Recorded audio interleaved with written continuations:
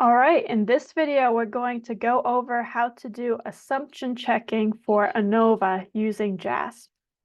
So first of all, before conducting an ANOVA, you should make sure that you have a categorical independent variable and a continuous dependent variable.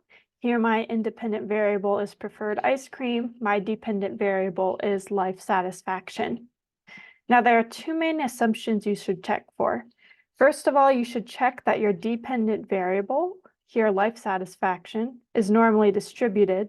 And then you should also check that the dependent variable has a similar variance for each group of the independent variable.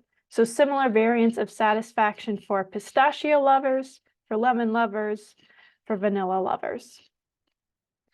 So first, we're going to look at the distribution of the dependent variable. So if I click descriptives here and I drag satisfaction into variables, and then I go into basic plots and click distribution plots,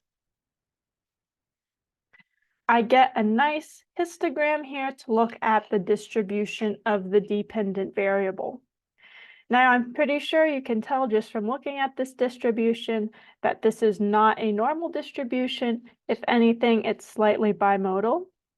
Now, if you want to do a formal test for whether or not it's normally distributed, you can click on Statistics and click Shapiro-Wilk test.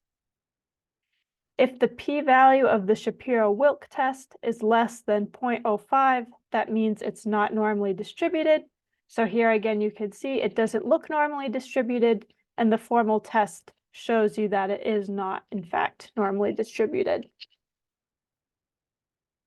All right, the next test we're going to do is looking at whether the variances are similar for each group. So if I click on ANOVA, and I bring my dependent variable up here, my independent variable into fixed factors, and then finally, I click assumption checks and homogeneity tests. This is going to give Levine's test for equality of variances.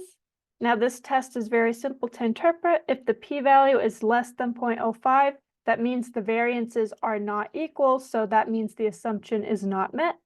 Here, the p-value is greater than 0.05.